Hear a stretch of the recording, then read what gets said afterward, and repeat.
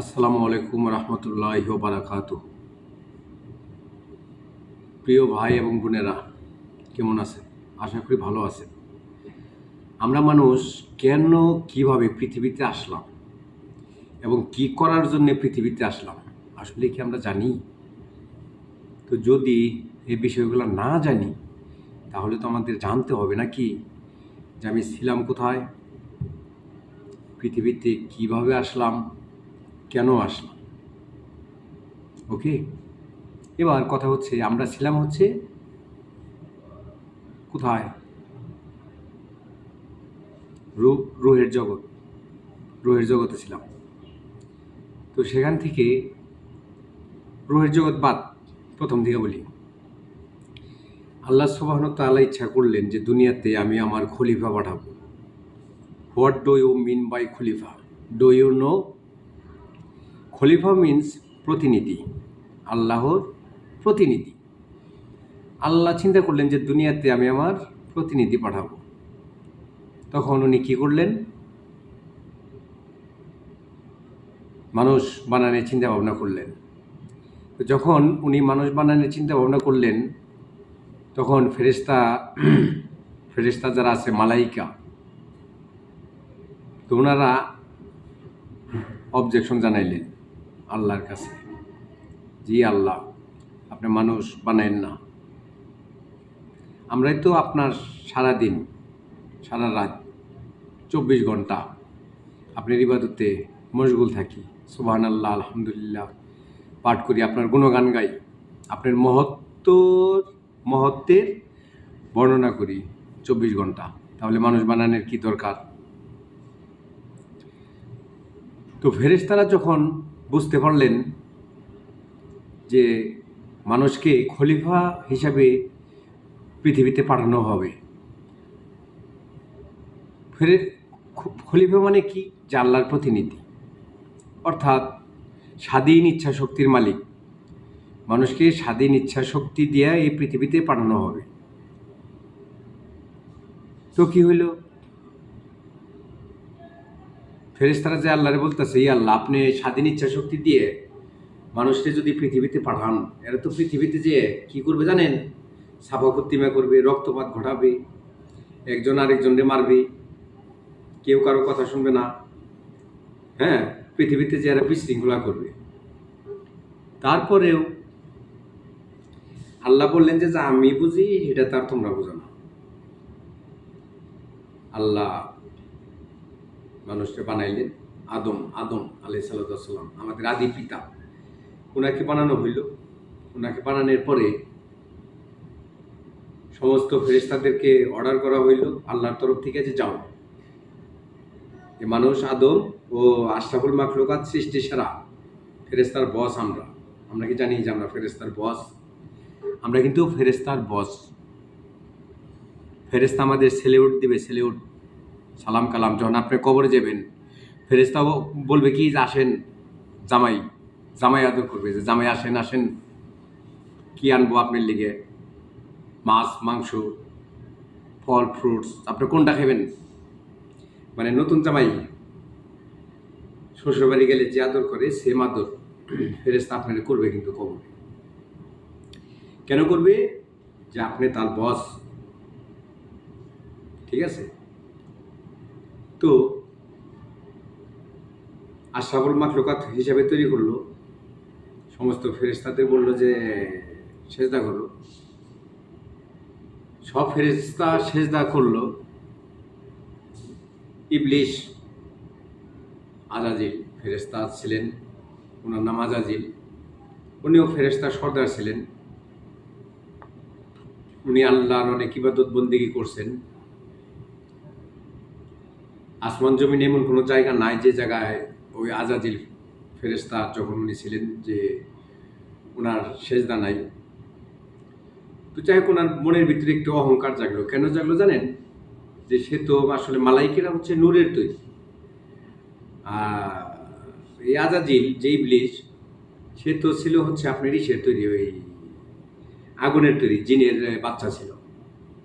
তো সে অহংকার পোষণ করল যে আমি ফেরেশতার সর্দার, আমি ফেরেশতার সর্দার, আমাকে আগুন দিয়ে তৈরি করা হয়েছে, আমি কেন মাটির তৈরি মানুষকে সেজদা করতে যাব? তার সেই অহংকারে কি হইল, আল্লাহ ওনার প্রতি নারাজ হইলেন। যাই ঘটনা জানি সবাই, সংক্ষেপে বলি, সংক্ষেপে নারাজ হইলেন যখন সেজদা করলেন না আজাজিল, তখন আল্লাহ তাকে অভিশপ্ত শয়তান বানালেন। বানানোর পরে যাই হোক, আদম আলাইহিসসালাম রে সংক্ষেপে বলতেছি, আদম আলাইহিসসালাম রে রাখলো কোথায়? জান্নাতে। জান্নাত মানে কি? একটা বাগান, বাগানের ভিতরে রাখা হলো। রাইখে আদম আলাইহিসসালাম রে বলা হইল যে, হে আদম, তুমি বাগানের যেখানে মন চায় যাইবে, যা খুশি মন চায় খাইবে, কিন্তু এই যে দেখতেছো গন্ধ ফল গাছ, এই গাছের নিচে আইবে না, এই গাছের ফল ভক্ষণ করবা না। তো যাই হোক, আদম আলাইহিসসালাম আল্লাহর হুকুম পালন করতে লাগলেন। তিনি ওই জান্নাতে একা একা বিচরণ করেন, যা মন চায় খাচ্ছে, ফল ফ্রুট যেটা মন চাইতেছে ওইটাই খাইতেছে। তো একা একা ওনার ঘোরা আল্লাহর কাছে মানে একটু লাগলো যে আমি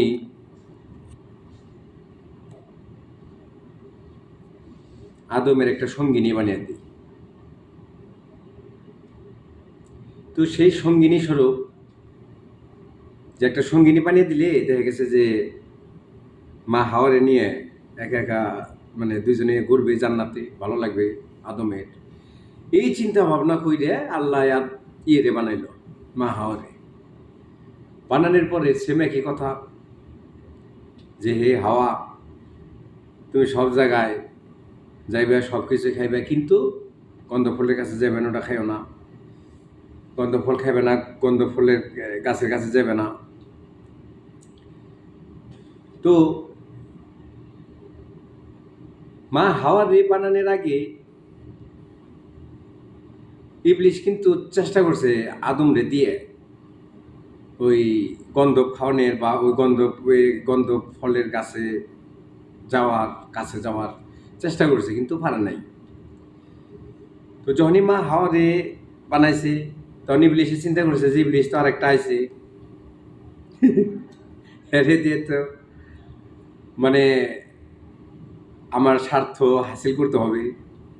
তো মা হাওয়ারে যে প্ররোচনা দিচ্ছে যে, হে হাওয়া, তুমি কি চাও না যে এই জান্নাতের মধ্যে চিরস্থায়ীভাবে বসবাস করার জন্যে প্রতিষ্ঠা হওয়া চাই? কয় যে, তুমি কি জানো যে আল্লাহ তোমার কেন না করছে যে গন্ধ ফল খায়ও না, ভাইয়ের কাছে আয়ো না? কয় না, তা তো জানি না। কয় তোমরা কি জানো যে তোমাদের তৈরি করা হয়েছে পৃথিবীতে যাওয়ার জন্য? কয় হওয়া জানি। কয় এই ফল খাইতে না করছে এই কারণে, যদি তুমি এই ফল খাও তাইলে কি হবে? তোমার আর জান্নাতে আল্লাহ পাঠাইতে পারবে না, তুমি চিরস্থায়ীভাবে এখানেই থেকে যাবে, ঠিক আছে? তোমার কোনো সমস্যা নাই, কোনো চিন্তা ভাবনা নাই, এই চিরস্থায়ী সুখ শান্তি তুমি ভোগ করতে পারবা যদি গন্ধ ফল তুমি খাও। দেখবেন ভাই, নারী জাতি, ঠিক আছে, এরা জন্ম লগ্ন থেকে লোভী প্রকৃতির, লোভী, ঠিক আছে? কুকুরের যদি একটা রুটি দেন, আপনার পিছিয়ে পিছিয়ে দৌড় পারবে। ওই নারীরে কেউ 1,000, কাউরে 10,000, কাউরে 50,000, কাউরে 1 কোটি, কাউরে একটা গাড়ি দিলে দেখবেন যে আপনার পিছিয়ে পিছিয়ে চলে গেছে। কারণ হচ্ছে জন্ম লগ্ন থেকে সে হচ্ছে লোভী প্রকৃতির, তারে মাইন্ডটাই সেট আপ করছে লোভ দিয়ে। তো যখন বেহেশতে বিভিন্ন কিছুর লোভ টোপ দেখাইছে, পরে তখন মা হাওয়া কি করছে, এই গন্ধ ফল খাইছে। খাওয়ার পরে সে খাওয়ার সাথে সাথে তাদের তো মনে করেন যে পেশাব পায়খানা আরম্ভ হয়ে গেছে জান্নাতে। খাওয়ার সাথে সাথে সে আবার কি করছে, আদম রে নিয়ে খাওয়াইছে। আমি সংক্ষেপে বলি, আদম রে নিয়ে খাওয়াইছে। আদম নবী খাওয়ানোর পরে এখন আদম রে বলছে যে, হে আদম, তুমি কি জানো যে তোমার কি খাওয়াইলাম? কয় না। কয় যে গন্ধ ফল। তখনই যে এখানে নাকি টিভিতে ধরছিল, পরে যে এনে পুরুষের একটা আছে, পরে কয় আদম বলল যে, হে হাওয়া, তুমি আমার কি খাওয়াইলে? আল্লাহ যেটা নিষেধ করছে তুমি আমার হেডে খাওয়াইলে। তো যাই হোক, দুজনে জনটা খাইছে, প্রস্রাব পায়খানা আরম্ভ হয়ে গেছে গা তাদের। তো বেহেশত হচ্ছে পবিত্র একটা স্থান, ওই জায়গায় অপবিত্রতার কোনো স্থান নাই। ফলে আল্লাহ কি করলেন, তাদের উপরে রাগান্বিত হইলেন। তাদের পরনে যে বেহেশতি পোশাক ছিল, সে পোশাক খুলে পড়ে গেল, তারা উলঙ্গ হয়ে গেলেন। উলঙ্গ অবস্থায় তারা কি করলেন, গাছের লতা পাতা দিয়ে নিজের লজ্জা নিবারণ করার চেষ্টা করলেন। তো আল্লাহ তাদের হুকুম দিলেন, তোমরা বের হয়ে যাও জান্নাত থেকে, জান্নাত থেকে বের হয়ে যাও, জান্নাতে তোমাদের স্থান নাই, তোমাদের স্থান দুনিয়াতে। যাই হোক, অনেক কান্নাকাটি করছে, কাজ হয় নাই। পরে দুইজনকে দুই দেশে পাঠাইলো, মা হাওয়ারে মেবি শ্রীলঙ্কায়, আদম নবীরে পাঠাইলো ইরাকে। তো সেখানে তারা বহু বছর কান্নাকাটি করার পরে আল্লাহ আবার তাদের একত্র করলেন। একত্র করার পরে তাদের বংশ বিস্তারে কিন্তু আমি আর আপনি। এবার ভাই একটা জিনিস লক্ষ্য করুন, যে এই যে আমরা দুনিয়াতে আসলাম, আমরা কেন আসছি? পাপের প্রায়শ্চিত্ত করার জন্যে। কি জন্যে ভাই? পাপের প্রায়শ্চিত্ত করার জন্যে। ঠিক আছে, এই পাপের প্রায়শ্চিত্ত আমাদের কি করতে হবে? যতদিন বেঁচে আছি ততদিনে করতে হবে। তো আমরা আসলাম দুনিয়াতে পাপের প্রায়শ্চিত্ত করার জন্যে, আর এখানে এসে সুখ খুঁজতেছি আমি। তাহলে আপনি আমি কত বড় গাধা, কত বড় গাধা, যে আইলাম হইতেছে শাস্তি, মানে পাপের প্রায়শ্চিত্ত করার জন্যে, আর এখানে এসে আমি সুখ খুঁজতেছি, সুখ। তো আসলে কি আমি সুখ পাবো এখানে? এটা কি সুখ পাওয়ার জায়গা? আমার কি এখানে সুখী, মানে সুখ ভোগ করার জন্য পাঠানো হয়েছে? আমাকে এখানে পাঠানো হয়েছে প্রায়শ্চিত্ত করার জন্য। সুখ কোথায় ভোগ করব ভাই, বলেন তো? সুখ কোথায় ভোগ করব? সুখ ভোগ করব হচ্ছে জান্নাতে। সুখ ভোগ করব হচ্ছে জান্নাতে। সুখ ভোগ করতে হলে আমাদের যাইতে হবে জান্নাতুল ফেরদাউসে। তো সেই জান্নাতুল ফেরদাউসে যাওয়ার জন্য আমাদের কি করতে হবে? ওই যে সেই যে জান্নাতে ছিলাম, সেই জান্নাতে যাইতে হইলে তো বাধা বিঘ্ন আছে। ওই যে ইবলিশ, ইবলিশ তার সাঙ্গপাঙ্গ নিয়ে আমাদের পিছনে লাইগে আছে। তো ইবলিশ সাঙ্গপাঙ্গ নিয়ে আমাদের পিছনে যেহেতু লাইগে আছে, মা হাওয়ারে যেরকম প্রলোভনের লোভ দেখাইছে, আমাদেরও বিভিন্ন লোভ দেখায়। ঠিক আছে, নামাজ আজকে পড়িস না, কালকে পর, ফজরে পড়িস না, জোহরে পর, একটা রাখছা রোজার, দুইটা রাখিস না, ইফতারিতে কি কয় যে ইফতারি মানে তাড়াতাড়ি ঘর, আজান দিয়ে হালিয়ে দিল, মা আজান শুনুক চাই না শুনুক। তারপরে কি, মানে যা যা যেভাবে যা করার দরকার মানে ওইভাবে করতেছে। তো আমাদের এইটাই হচ্ছে জিহাদ মিয়া, এইটাই হচ্ছে কি জিহাদ। যে ইবলিশের প্রলোভন থেকে বেঁচে থাকতে হইলে আমাদের জিহাদ করতে হবে ইবলিশের সাথে। কার সাথে? আমরা জিহাদ করি অমুকের সাথে, তমুকের সাথে, আর সাথে ওর সাথে। আরে বেটা ছাগল, রাম ছাগল, বেটা তোর জিহাদ হবে হচ্ছে ইবলিশের সাথে।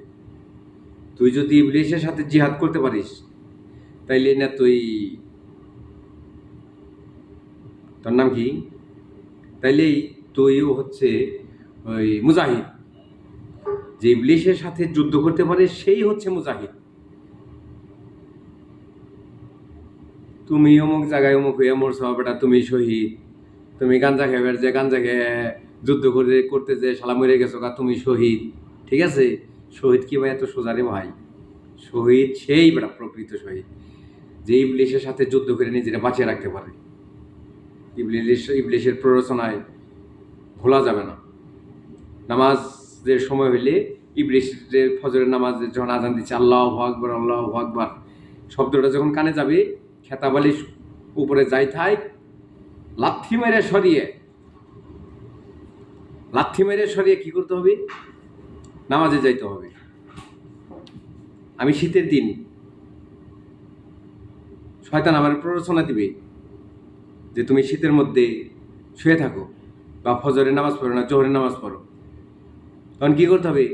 এই যে চিন্তা ভাবনা যে না ফজরের নামাজ তো পড়ার দরকার নাই, জোহরের নামাজ পড়ুননি, আর ঠাস করে একটা ইবলিশে মারতে হবে, ওটা তোর ফজরের নামাজ পড়ুন না, জোহরের নামাজ পড়ুন, তোর ইচ্ছা মতো নাকি বেটা, ওরে এক থাপ্পড় লাগিয়ে ওইটা চলে যেতে হবে নামাজে। এটা হচ্ছে জিহাদ, এটাই হচ্ছে প্রকৃত জিহাদ, যে ইবলিশের সাথে যুদ্ধ করতে পারে, এরা হচ্ছে শহীদ। ঠিক আছে, আপনি ইবলিশের সাথে যুদ্ধ করেন, নিজে মুসলমান হিসাবে নিজের ধরে রাখেন। আল্লাহ যে গাইডলাইন দিছে, সেই গাইডলাইন ফলো করেন। আমাদের গাইডলাইন কি? আল কোরআন, নবীর হাদিস, সেখানে যা আছে প্রত্যেকটা জিনিস ফলো করে চলেন। তাইলে আপনি কোথায় যাইতে পারবেন? ওই যে ছিলেন যেখানে, জান্নাত, সেখানে যাইতে পারবেন ইনশাল্লাহ। ওকে, ধন্যবাদ। পরে আবার কথা হবে অন্য বিষয় নিয়ে। ভালো থাকবেন। আসসালামু আলাইকুম।